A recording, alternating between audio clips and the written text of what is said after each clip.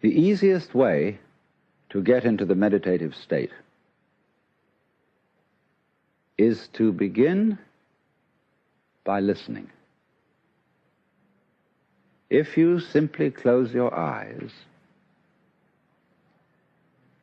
and allow yourself to hear all the sounds that are going on around you,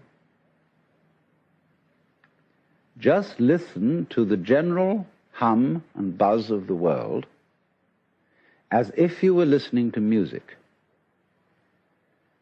Don't try to identify the sounds you're hearing. Don't put names on them. Simply allow them to play with your eardrums.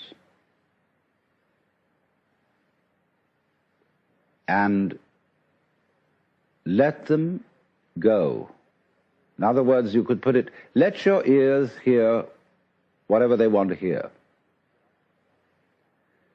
Don't judge the sounds.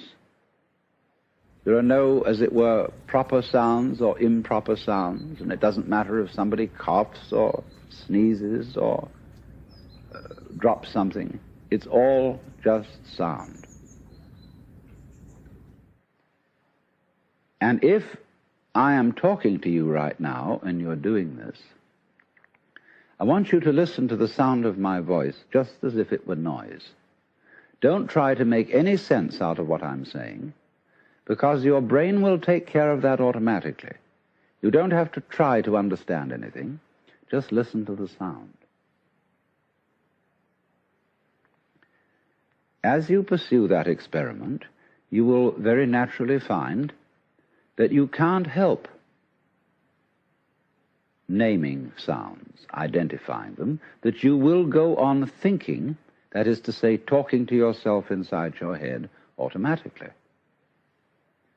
But it's important that you don't try to repress those thoughts by forcing them out of your mind, because that will have precisely the same effect as if you were trying to smooth rough water with a flat iron.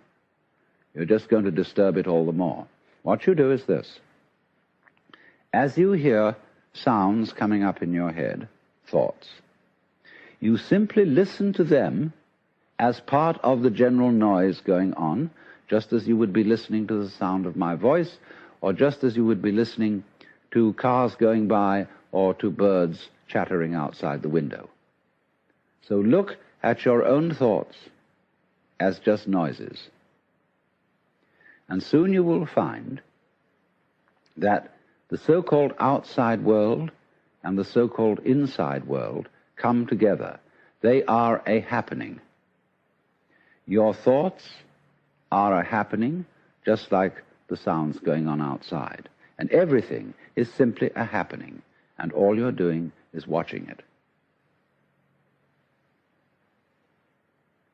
Now, in this process, another thing that is happening that is very important is that you're breathing. And as you start meditation, you allow your breath to run just as it wills. In other words, don't do at first any breathing exercise, but just watch your breath breathing the way it wants to breathe. And notice a curious thing about this. You say in the ordinary way, I breathe, because you feel that breathing is something that you are doing voluntarily, just in the same way as you might be walking or talking. But you will also notice that when you are not thinking about breathing, your breathing goes on just the same. So the curious thing about breath is that it can be looked at both as a voluntary and an involuntary action. You can feel on the one hand, I am doing it, and on the other hand, it is happening to me. And that is why breathing is a most important part of meditation, because it is going to show you, as you become aware of your breath, that the hard and fast division that we make between what we do on the one hand and what happens to us on the other is arbitrary. So that as you watch your breathing, you will become aware that both the voluntary and the involuntary aspects of your experience are all one happening. Now that may at first seem a little scary, because you may think, well, am I just the puppet of a happening, the mere passive witness of something that's going on completely beyond my control? Or on the other hand, am I really doing everything that's going along? Well, if I were, I should be God. And that would be very embarrassing, because I would be in charge of everything. That would be a terribly responsible position. The truth of the matter, as you will see it, is that both things are true. You can see it that everything is happening to you, and on the other hand, you're doing everything. For example, it's your eyes that are turning the sun into light. It's the nerve ends in your skin that are turning electric vibrations in the air into heat and temperature. It's your eardrums that are turning vibrations in the air into sound, and in that way you are creating the world. But when we're not talking about it, when we're not philosophizing about it, then there is just this happening, this, and we won't give it a name. Now then, when you breathe for a while, just letting it happen, and not forcing it in any way, you will discover a curious thing, that without making any effort, you can breathe more and more deeply. In other words, supposing you simply are breathing out, and breathing out is important because it's the breath of relaxation, as when we say, phew, and heave a sigh of relief.